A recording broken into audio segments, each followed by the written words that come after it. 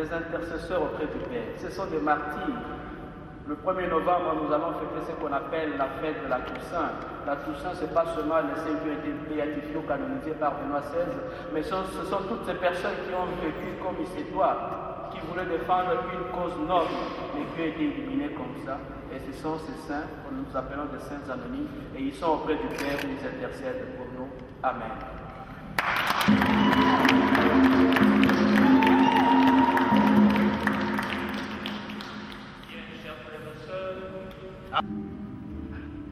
Chers frères et sœurs, c'est avec une émotion particulière que j'ai suivi la prêche ce jour de l'abbé Gilbert, qui a brossé la situation tant superficielle que profonde de notre pays, la République démocratique du Congo. Je suis particulièrement touché également en voyant tous ici réunis en mémoire des personnes disparues.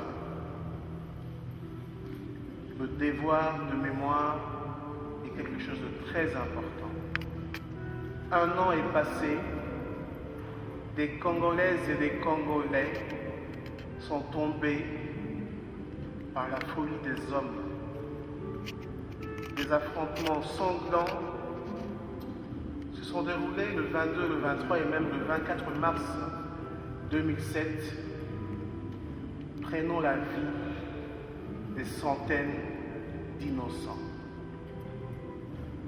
En leur mémoire, nous nous réunissons ici pour communier avec leurs familles et penser à eux. Chers frères et sœurs, j'ai retenu que l'abbé Gilbert a longuement parlé du sens de la vie. Toute vie étant une vie utile, capitale, il ne faut pas la gaspiller inutilement. Il a aussi parlé longuement de l'unité. C'est sur ça que je vais insister aussi, pour que nous tous Congolais, de la diaspora, et même ceux qui sont au pays, qui ont des responsabilités, j'ai l'honneur de citer parmi nous la présence du député national de Bombo et Adam, qui a voulu rehausser avec nous par sa présence et manifester sa sympathie, sa compassion pour les familles. Je demanderai aux politiques présents, aux délégations qui viennent de la France, de la Suisse, de la Grande-Bretagne et même du Congo, nous devons être responsables. Être politique veut dire être responsable de ce peuple qui a tant souffert. Point de besoin de pointer d'un doigt accusateur qui que ce soit,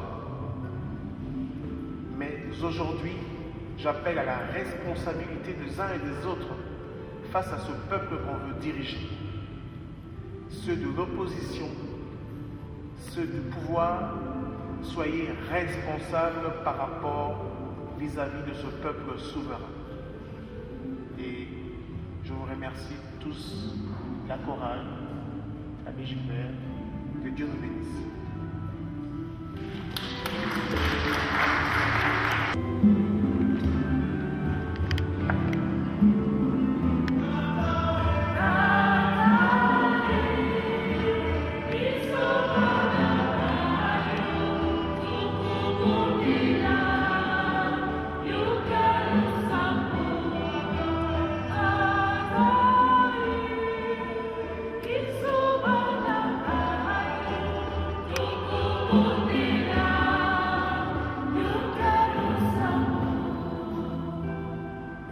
Que Dieu notre Père, par sa miséricorde et sa grâce, puisse soutenir ceux et celles qui sont incarcérés injustement dans les différentes prisons de notre pays, et que Dieu puisse accueillir dans son royaume les âmes de ceux qui sont morts et qui continuent à mourir pour la paix et la justice au Congo.